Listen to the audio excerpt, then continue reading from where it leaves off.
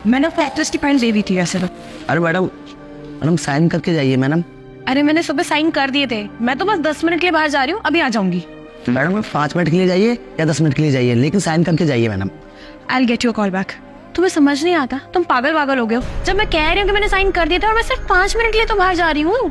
Madam मुझे ऊपर से ऑर्डर आया है, बॉस ने स्पेशली बोला है कि कोई भी बाहर जाएगा 5 मिनट के लिए जाए या 10 मिनट के लिए जाए, साइन तो करने पड़ेंगे मैडम, क्योंकि मैडम लोग 5 मिनट की बोलकर जाते हैं और घंटों घंटों में आते हैं।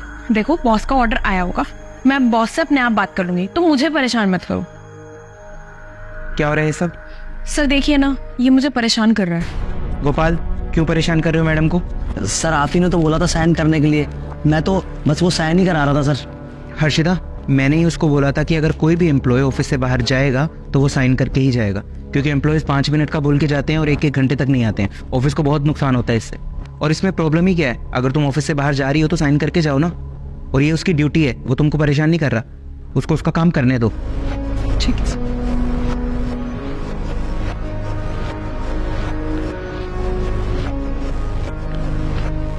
आप खुश?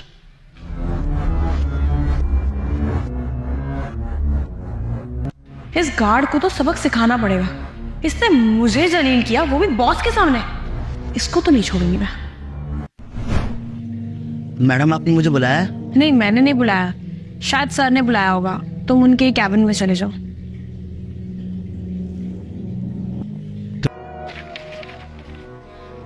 मैडम लेकिन सर तो ऑफिस में है ही नहीं। अच्छा, शायद कहीं गए होंगे, मुझे भी नहीं पता। तुम जाओ, बाद में आ जाना। ठीक है मैडम।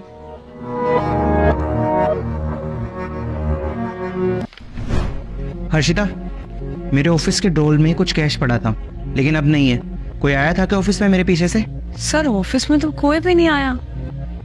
हाँ सर, थोड़ी देर पहले ना गोपाल आया था, वो कह रहा था कि आपने उसे बुलाया है, और उसके थोड़ी देर बाद वो चला भी गया।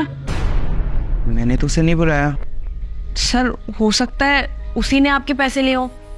अगर आपको मुझ पे यकीन नहीं है तो मैं एक काम करती हूँ, आपको सीसीटीवी कैमरा चेक करा देती हूँ। ये देखिए सर। चलो मेरे साथ।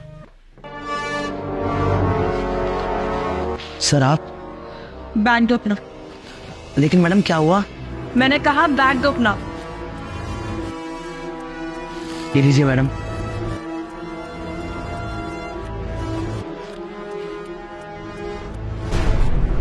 सर मैंने कहा था ना आपको। कहाँ से आए ये? सर मुझे नहीं पता ये पैसे मेरे बैग में कहाँ से आए।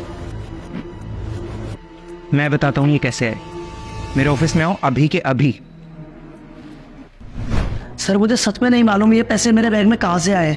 ये पैसे तुम्हारे बैग में कैसे आए ये तो मुझे नहीं पता, लेकिन ये पैसे मेरे कैबिन में से चुराए किसने ये मुझे जरूर पता चल चुका है।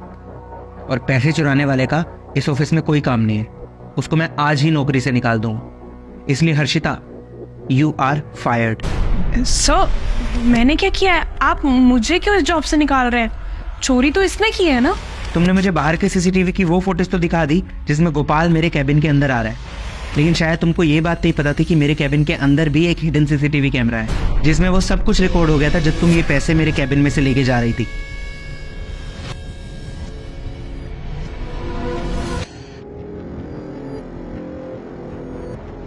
अब सच सच बताओगी तुमने ये क्यों किया, या मैं पुलिस को बुलाऊं?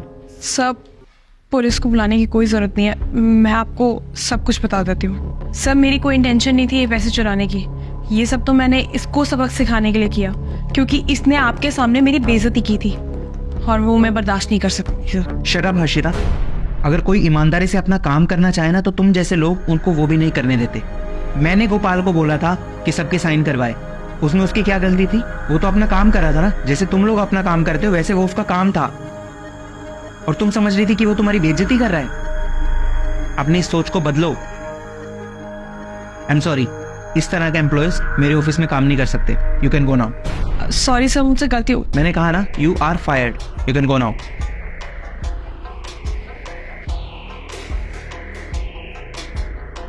गोपाल, हर्षिता की तरफ से मैं तुमसे माफी मांगता हूँ, तुम जाके अपना काम कंटिन्यू कर सकते हो।